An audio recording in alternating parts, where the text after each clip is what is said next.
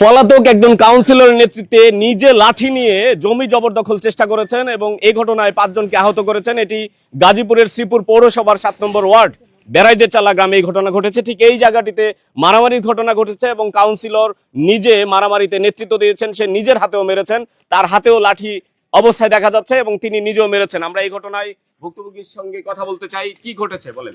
হাবুল্লাহ কাউন্সিলের নেতৃত্বে নিজে হাতে দাও ছুটি নিয়ে আমাদেরকে আক্রমণ করছে, মারধর করছে, মেডিকেল আছে। কতজন আহত? 5 জন। কি দেখেছেন? আমি দেখছি এখানে হাবুল্লাহ কাউন্সিলর ছিল, হ্যাঁ, তারপরে আরো কিছু লোকজন সেই ইশারা দিছে, ওই বাকি লোকজনগুলা ওই আমার চাচা শ্বশুরকে মাথায় আঘাত করছে, একটা বাড়ি দিয়ে একবার মাথা ফাটাই গেছে নিজের হাতে। সে নিজের হাতে, আমি স্বয়ং এখানে উপস্থিত ছিলাম। কি দেখেছেন আপনি?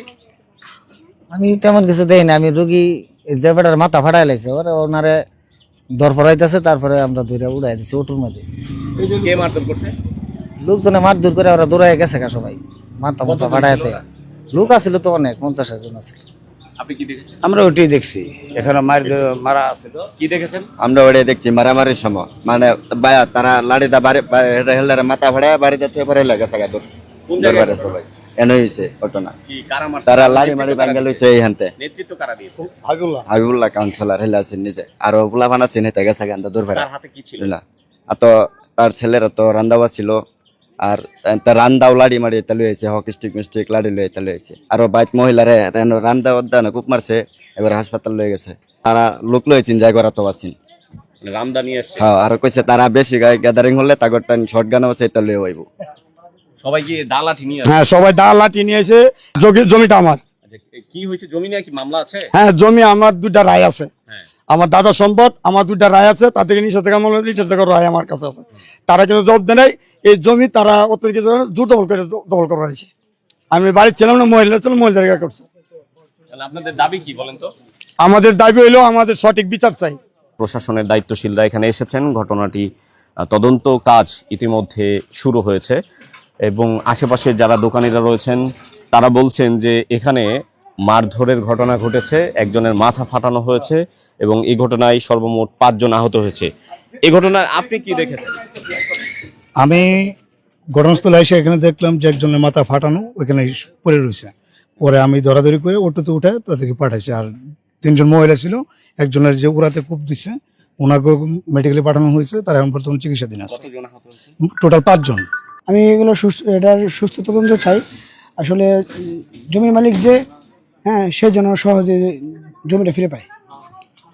দর্শক, জমির মালিকের দাবি এই ঘটনায়, যেহেতু জমির যে বিষয়, এটি প্রায় 3 কোটি টাকা মূল্যের জমি এবং এই জমিকে কেন্দ্র করে আদালতে মামলা হয়েছিল। মামলার 2টি রায় তিনি পেয়েছেন, তার পক্ষে রায় এসেছে।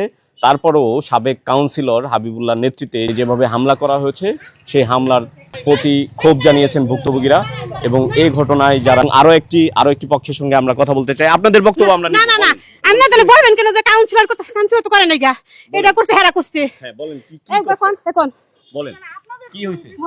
এখানে হইলো কি, এই জমি হইলো বহু বহু মানে আমি বলতে এটি কথা বলবেন না?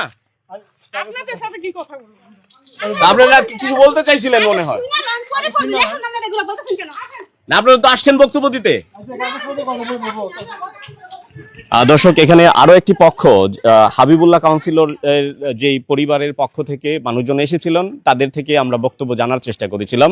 তারা বলছেন যে তারা এখন কথা বলবেন না, এই কথা কিন্তু তারা জানিয়েছেন। এবং আরো একটি বিষয় আপনাদেরকে আবারও স্পষ্ট করে বলছি, এই ঘটনায় হাবিবুল্লাহ কাউন্সিলর নিজে এসেছেন, তার হাতে লাঠি দেখা যাচ্ছে, তিনি নিজে আক্রমণ করেছেন, সেই চিত্রও কিন্তু আমরা ভিডিও চিত্রে দেখানোর চেষ্টা করেছি।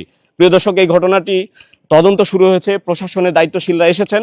সুস্পষ্ট তদন্ত সাপেক্ষে দোষীদের আইনের আওতায় এনে আইনি প্রক্রিয়ায় বিচারের দাবি জানিয়েছেন এই এলাকার সচেতন মহল। প্রিয় দর্শক, একটি হামলার ঘটনার চিত্র সরেজমিন থেকে জানানোর চেষ্টা করছিলাম। সঙ্গে ছিলাম মোহাম্মদ মুজাহিদ, গাজীপুর।